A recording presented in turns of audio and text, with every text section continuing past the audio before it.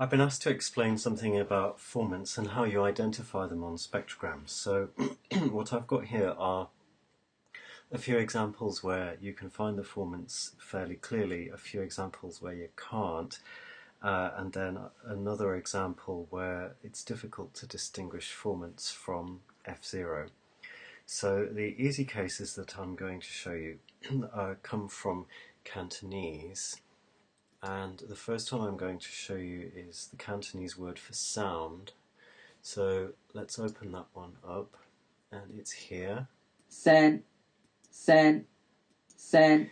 Now if you want to find the formants, I think the first thing to do is to work out what kind of vowel you've got, and you should be hearing that this is a front kind of mid vowel, and so you're looking for an F2, which is fairly high, an F1, which is neither low nor high.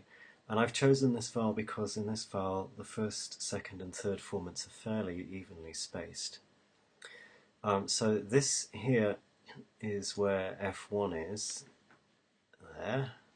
And when you click on it, you can see that on the left side a number appears, and that says about 702 Hertz, which seems about right. It's not too low. Low would be probably around 200-300 Hertz. High would be up to about 500 or 600 Hertz, I guess, for a speaker like this. Maybe up to 700 for a really high F1. And then this would be F2 here. That's 1800 Hertz, and that's relatively high for F2, which means this is a fairly front vowel. Normally it's F1 and F2 that we're interested in for the recognition of vowels and other sounds, but you can also see the third formant here, F3, and probably F4 up there. Now if you want to cheat, one way to cheat is to ask PRAAT to show you the formants, and to do that you go to where it says formant at the top and then choose show formants, and it will now superimpose red dots on where it thinks the formant peaks are, and where we guessed is about right. So F1, F2, F3, and then it's not sure what this is here, whether this is F4 and F5 mixed up or what. It's not entirely clear. Don't ever rely just on these red dots, they're a bit of a cheeky trick. So that's a case where I think it's fairly clear where the formants are, and it should be fairly easy to identify F1, F2, F3. The next case is the word for heart, and it looks like this and sounds like this. Some, some, some, some. And with that you can hear it's a... Some, some. Oops, excuse my windows.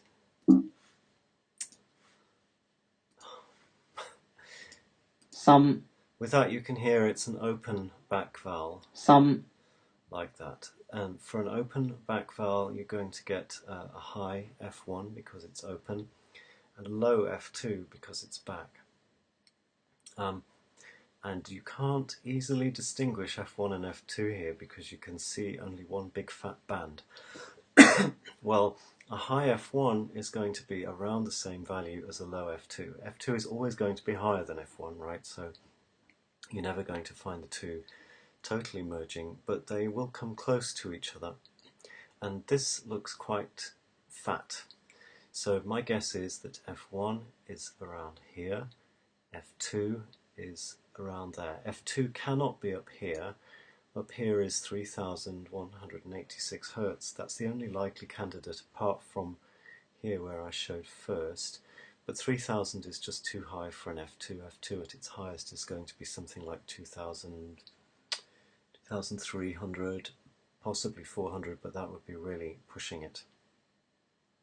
So again, we can check this and ask PRAAT to show us the formants, and you can see PRAAT kind of finds them where we said they were, but there's a place here where F1 and F2 are very close, and PRAAT can't really separate them. It places them in the same place. So sometimes what you see with your eyes really reflects a real problem. we'll take the formants away.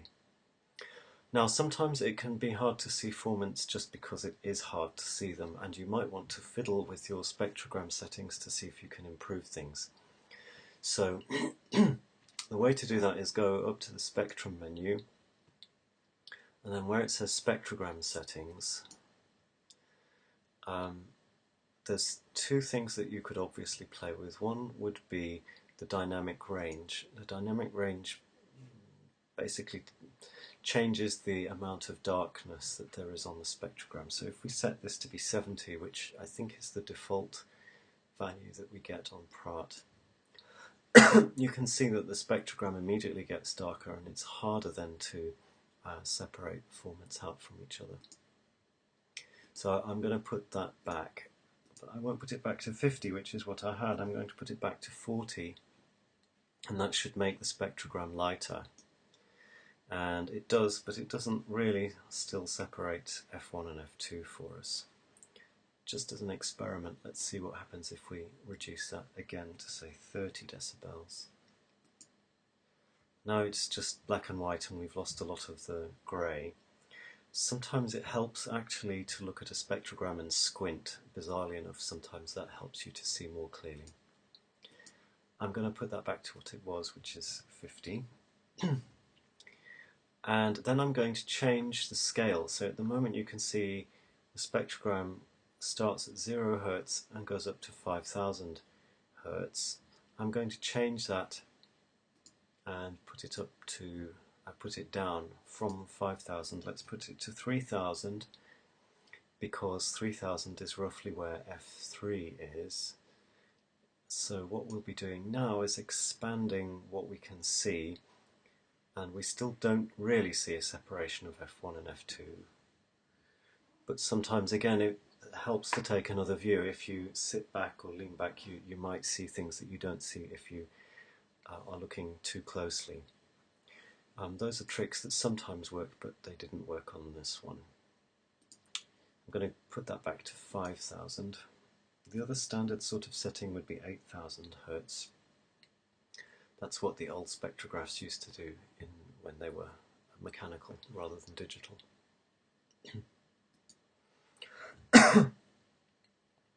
Now I'm going to show you an example of speech sound where we can see F0 more easily than we can see formants, and it's going to be the last word of this little fragment here. I did. The baby Jack is huge. Okay, and as you can hear, this word huge at the end Huge. is really very high pitch. So there you go, I've expanded it. Huge. And what you can see here is not formants, but harmonics. Now, harmonics are a product of the source. So the source is the noise from the glottis, and the fundamental frequency is the rate of vibration of the glottis. Harmonics occur at whole multiples of the fundamental. So if the fundamental frequency is at 200 Hz, you get a harmonic at 400, at 600, 800, 1000, 1200, and so on.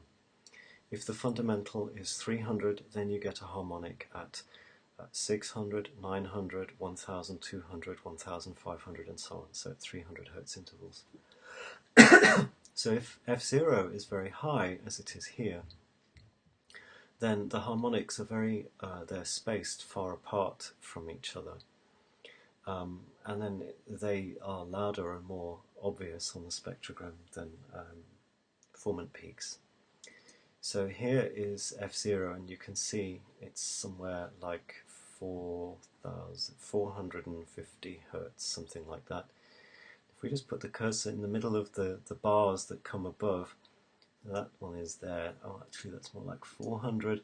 So there's another one, it's 860, 1294. So these are, I'm not placing these very accurately, but you can see by eye that these are evenly spaced from each other. So when you've got high pitch, particularly in female speech where high pitch might be very high pitch, seeing formants is really not easy at all. Let's see if PRAAT does any better. Actually, PRAAT does a pretty bad job on F1. It's identified F0 as F1 there.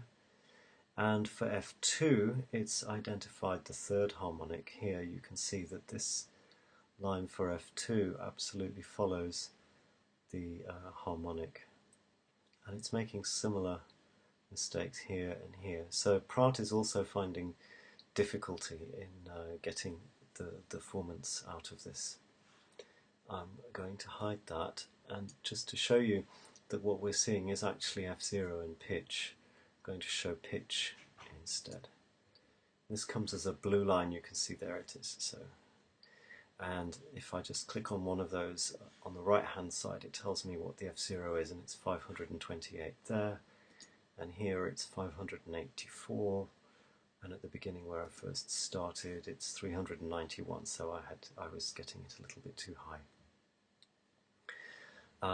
So that's one case where finding formants is going to be very hard. It's the case where you've got high F0.